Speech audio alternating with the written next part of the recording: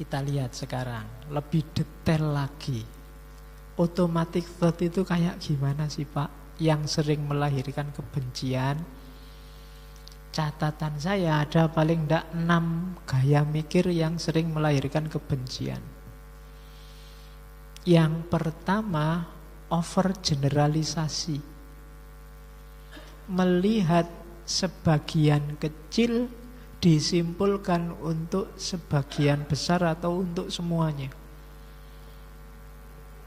Melihat misalnya orang sarungan itu cenderung malas. Terus kenapa? Temanku itu loh yang sarungan tiap hari kelesetan nonton TV karena dia sarungan. Terus digeneralkan semua orang sarungan itu ndak aktif, mesti malas. Itu overgeneralisasi. Bule itu baunya ndak enak. Itu mungkin kamu kebetulan jajar sama bule yang ndak mandi seminggu.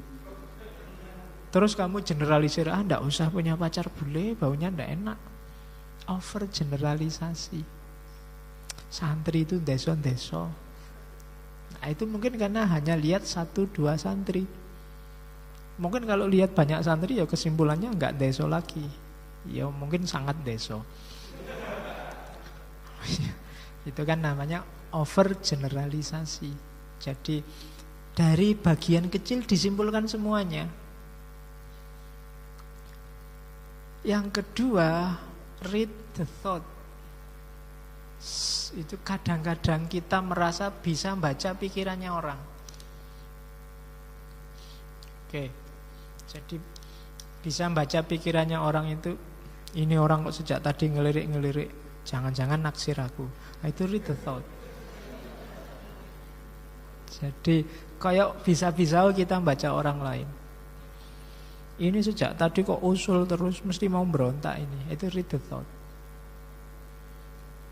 Jadi kita tidak bisa membaca apa yang ada di pikirannya orang hanya dari sedikit manifestasi fisiknya. Tapi kita merasa bisa. Ini ada sejak tadi saya ngaji kok dem terus. Jangan-jangan dia tidak cocok ya. Padahal mungkin memang flu. Tapi kita membacanya seolah-olah kita bisa membaca pikirannya orang lain. Itu loh. Ini ada orang pakai tato, kemudian keliwar-keliwar di depanku. Ini mesti dia ngincer aku ini. Itu read the thought. Sering melahirkan kebencian. Kayak kita ngerti-ngerti yang ada di pikirannya. Ini mesti orang ini ingin menghancurkan Indonesia. Oh mesti orang ini ingin selalu. Itu read the thought. Apa iya kita bisa. Yang ketiga, ada emotional reasoning. Emotional reasoning itu apa? Nalar emosi. Nalar emosi itu emosi yang diekspresikan dianggap mewakili realitas. Tak kasih contoh. Misalnya minum.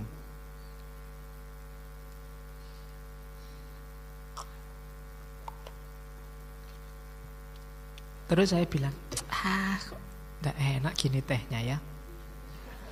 Loh, contoh, jangan kok tak mire sedih. Iya, nanti tak mire gelo istigawe kayak kok ra enak.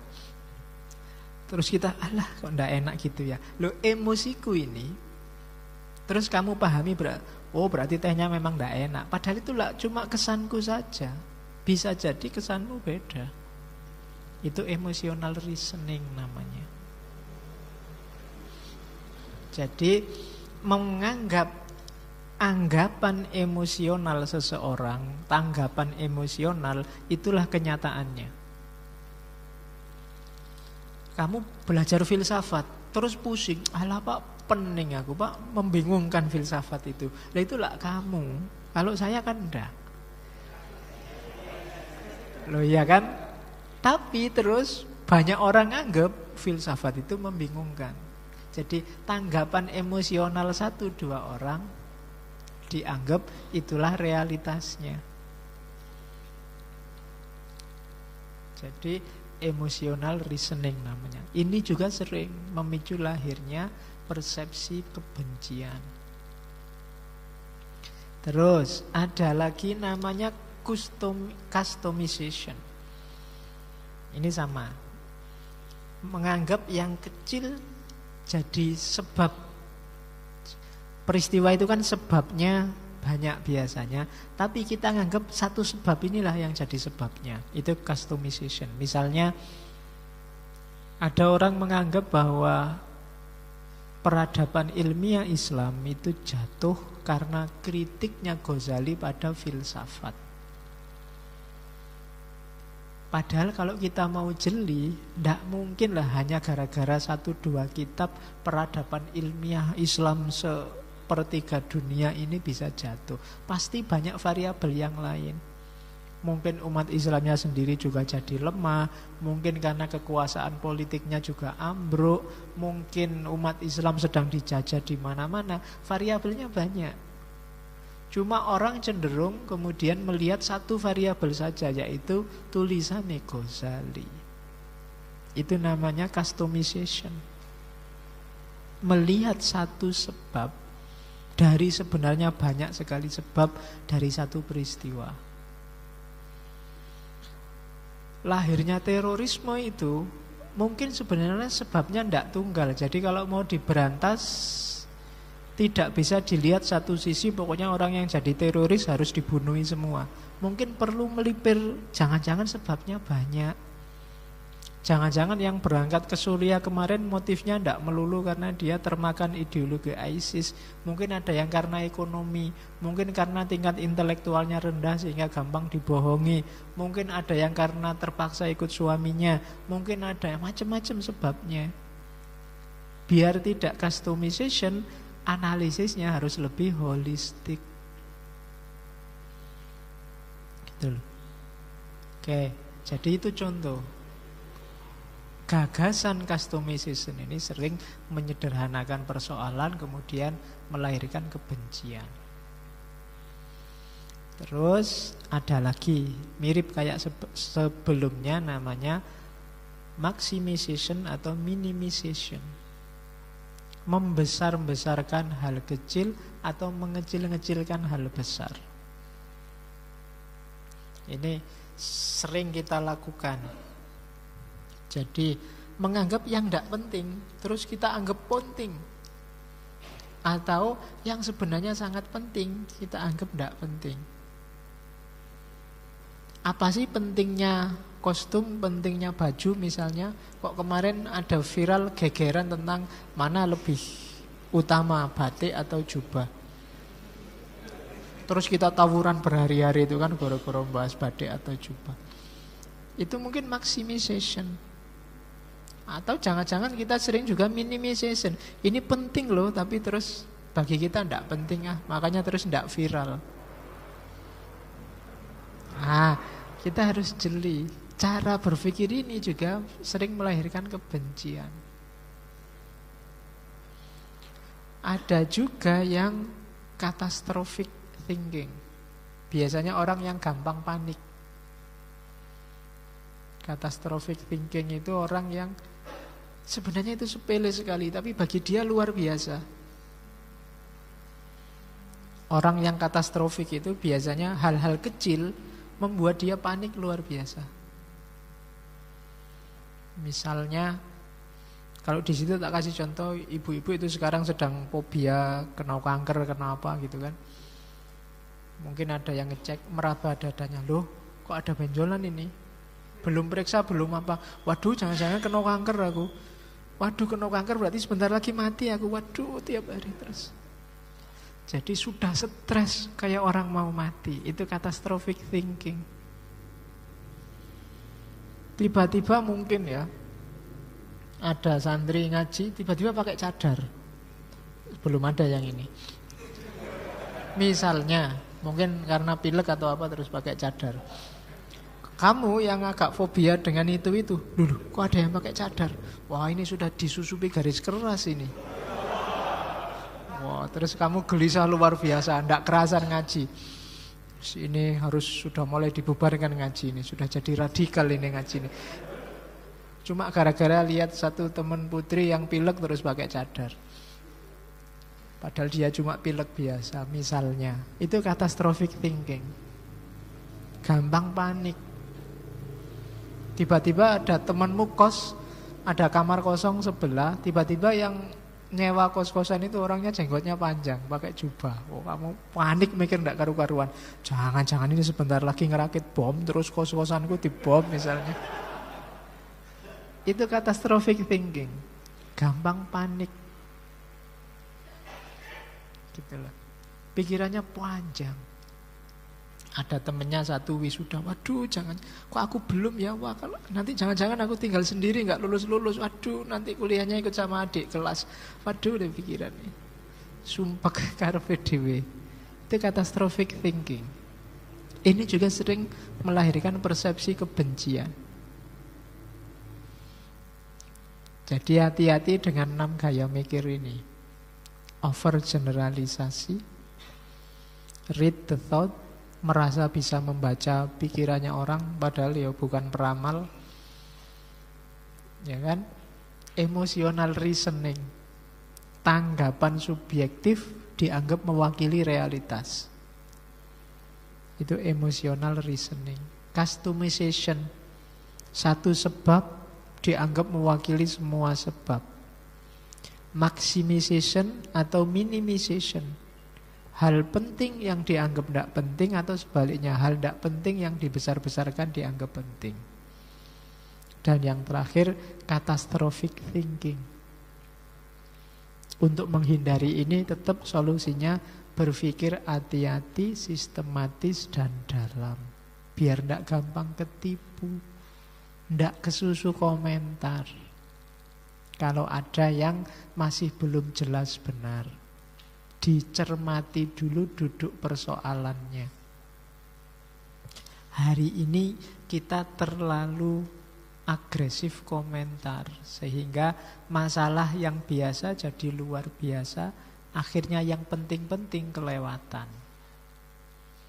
Umatnya nggak tambah cerdas, tambah pinter debat, ilmunya nggak tambah, kemampuan gegerannya yang tambah. Argumen sana dibawa ke sini, sini dibawa ke situ terus. Maka hati-hati dengan ini. Overgeneralisasi, read the thought, emotional reasoning, customization, maximization, minimization, dan catastrophic thinking. Terus hati-hati juga, mari kita lihat bagaimana orang yang benci terus melampiaskan kebencian itu merasa dirinya benar. Saya bilang tadi, kita sering tidak sadar loh kalau kita itu sedang benci, bahkan sedang membuli orang lain, sedang melakukan kekerasan pada orang lain. Itu ada proses-prosesnya. Itu tak kasih contoh suami istri saja. Sebenarnya contohnya bisa macam-macam, tapi kalau tak kasih contoh tertentu nanti ada yang tersinggung. Biarlah suami istri saja, mumpung masih belum banyak yang punya istri dan suami di sini.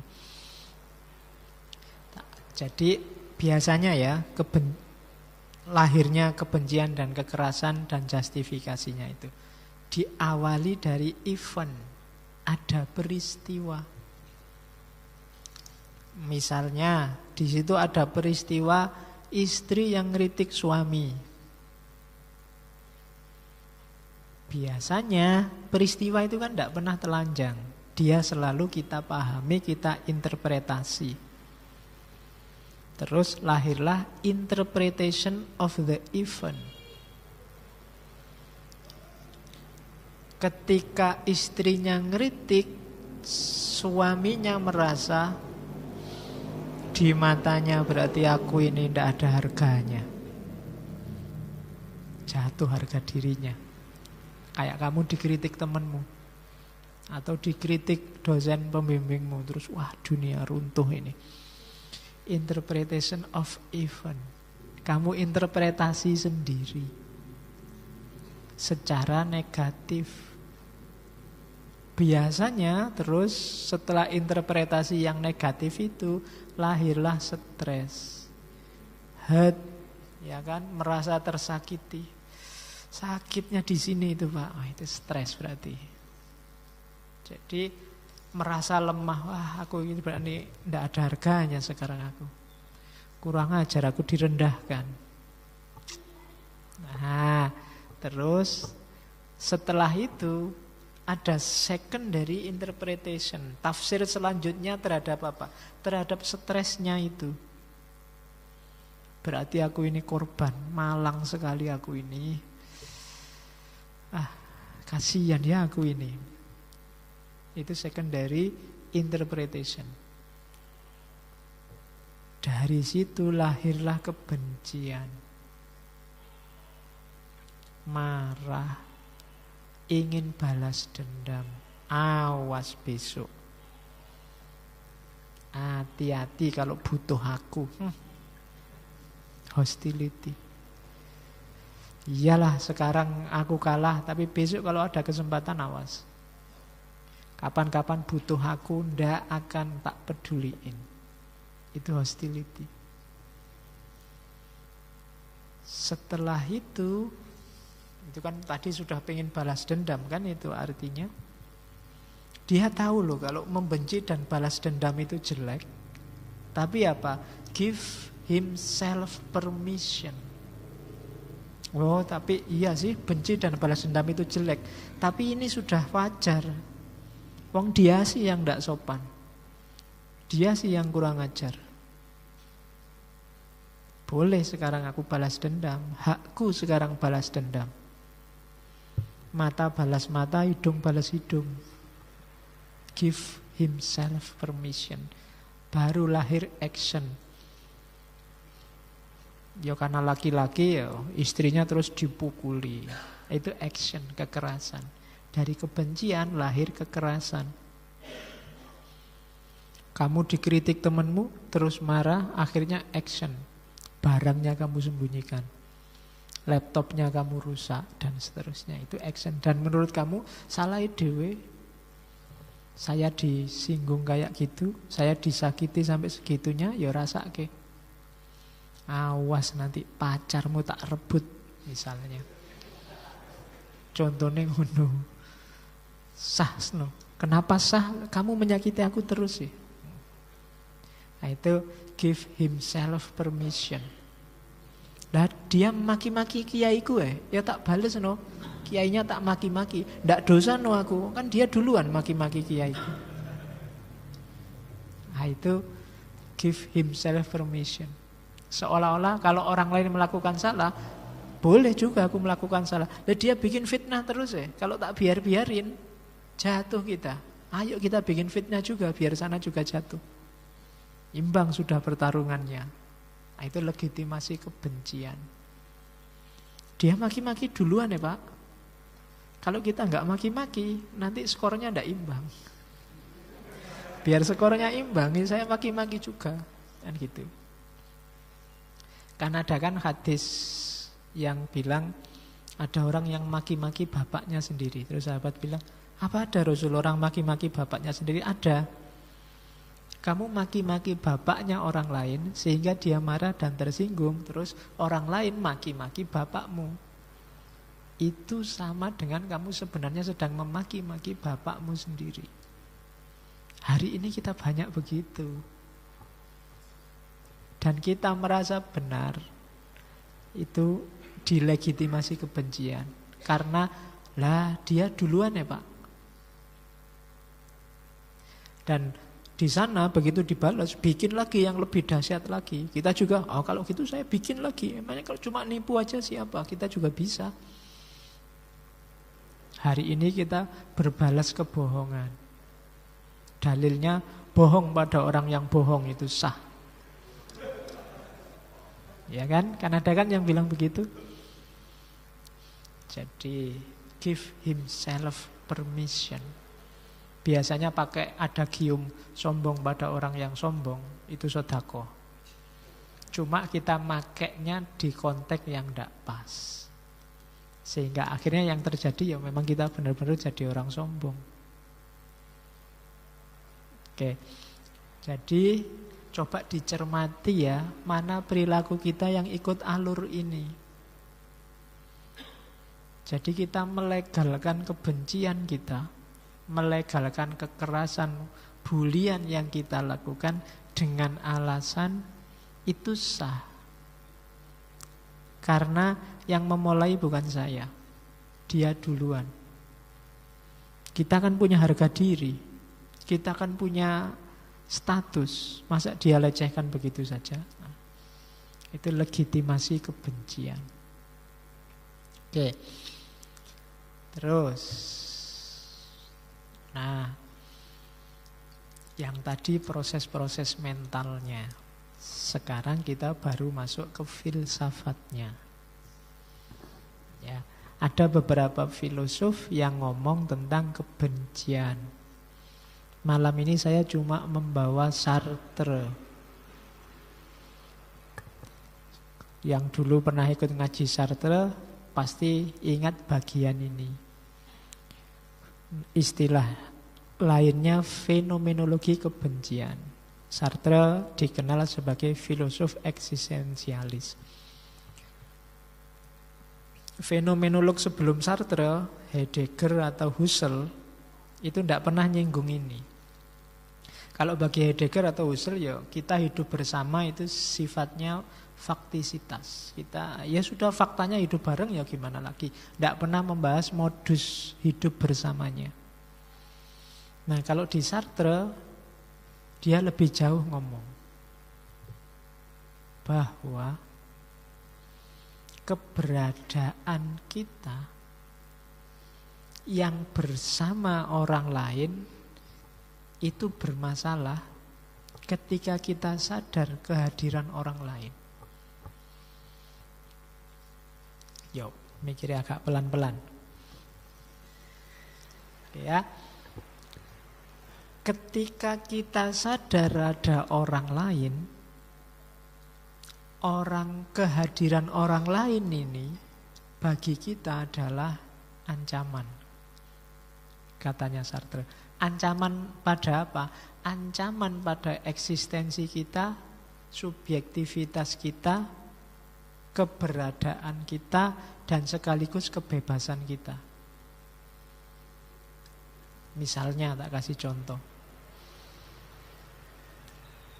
Kamu di kamarmu sendirian, nyetel lagu dangdut keras-keras, terus kamu joget-joget. Tiba-tiba temenmu datang, jrek masuk. Apa yang kamu lakukan? Ada temen, musiknya cepet-cepet kamu matiin. Yang tadinya dangdut kamu ganti musik jazz, apa musik blues, apa musik rock. Kayaknya yang tadi joget-joget kamu sekarang baca buku. Ada temen. Oh, itu kan dahsyat sekali kan, orang lain itu bikin kamu tidak bebas. Janjinya kamu pengen joget dangdut, akhirnya nggak jadi. Akhirnya malah jadi baca buku biar tetap dianggap anak baik. Ya kan? Orang lain ini tadi waktu kamu sendirian, kamu jadi subjek, mandiri, bebas. Tapi begitu ada orang lain, sekarang posisimu ganti, tidak lagi subjek, kamu jadi objek di balik tatapan mata orang lain. Begitu dilihat, waduh, orang lain itu kamu begitu dilihat orang kan kamu jadinya, waduh, jangan-jangan ada yang salah nih dalam diriku. Harusnya aku ngapain ya kan gitu. Dulu waktu ngajinya cowok-cowok mungkin pakai bajunya sakarepmu dhewe, nyari baju jelek, kaos oblong juga ndak apa-apa, santai aja. Begitu banyak putrinya, kamu kan berubah sekarang. Ayo, rada dandan saiki pakai minyak wangi dikit-dikit ndak apa-apa. Nah, itu kan orang lain mengancam jati dirimu, artinya kehadiran orang lain membuatmu dari subjek sekarang jadi objek. Kamu ndak bisa bebas lagi sekarang. Kamu disetir oleh subjek. Posisimu nggak lebih kayak barang, katanya Sartre. Dari bebas, kamu sekarang jadi terikat, ndak bebas wis.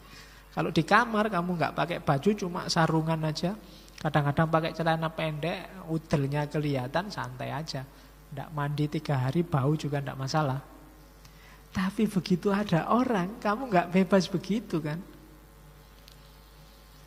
Kamu harus, wah ini harus mandi sama temen nih. Pakai baju ya ditutup dikit, kasihan dia. Melihat sosokku yang kayak gini, jangan-jangan dia tersiksa. Jadi kamu sudah mulai jadi objek dari tatapan matanya dia. Makanya istilahnya look of hatred. Jadi pandangan kebencian. Kenapa pandangan kebencian? Gara-gara pandangan itu kamu jadi gak bebas.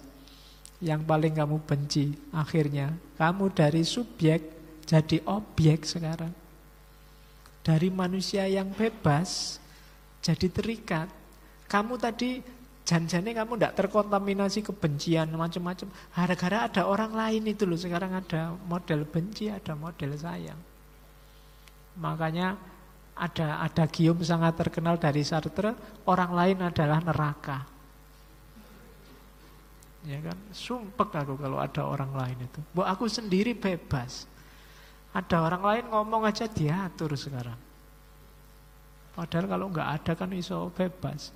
Kalau nggak ada orang lain, kamu surfing macam-macam di internet bebas. Begitu ada orang lain, aduh. Dari situs-situs itu sekarang ganti situs Al-Quran dan terjemahnya. Karena ada orang lain yang lihat. Oke, jadi kurang ajar orang lain itu kan gitu akhirnya. Look of hatred. Gara-gara dilihat orang lain. Dari subjek, sekarang aku jadi objek.